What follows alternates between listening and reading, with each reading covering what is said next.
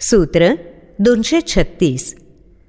स्वभावाद्यस्य नैवातिर्लोकवद्व्यवहारिणः महाहृद इवाक्षोभ्यो गतक्लेशः सुशोभते.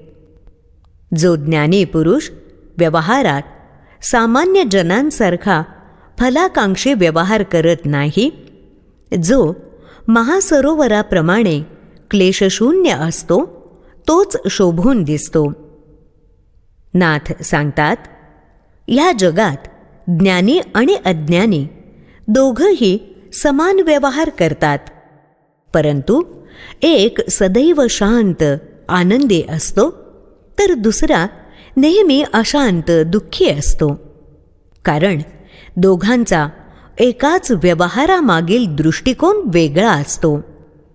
अज्ञानी माणसाचा व्यवहार, वर्तन, कर्म आसक्ती, विकार आणि अहंकारजनित आणि प्रेरित असतात.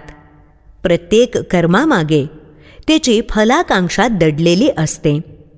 ती पूर्ण झाली तर तो तात्पुरता सुखी होतो, अन्यथा दुःखी होतो.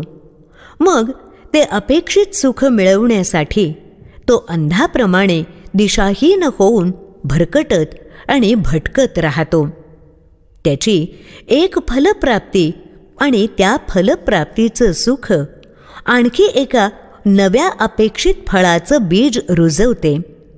त्याची सुखाची ही इच्छा म्हणजे मृगजळ आणि त्यामागील व्यर्थ धाव ठरते.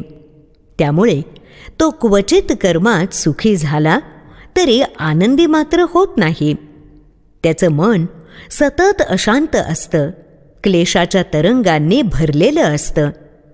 ज्ञानी माणूस वरवर पाहता सामान्य माणसासारखाच वर्तन व्यवहार करताना दिसतो, पण त्यामागे त्याची आसक्ती नसते.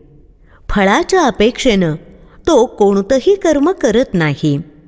कर्म केल्या क्षणीच नव्हे, कर्म घडल्या क्षणीच तो त्यातून मुक्त झालेला असतो.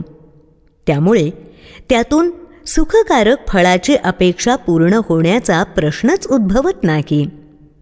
सुखाची अपेक्षा नाही, त्यामुळे दुःखाची शक्यता नाही. त्याच्या मनात विकार, सुख दुःख, अहंकार अशा अपेक्षांचे तरंग उमटतच नाहीत.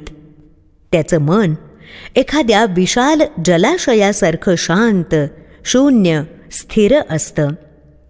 कर्मामागे फलाकांक्षा नसल्यानं चिंता, क्षोभ, क्लेश निर्माणच होत नाहीत.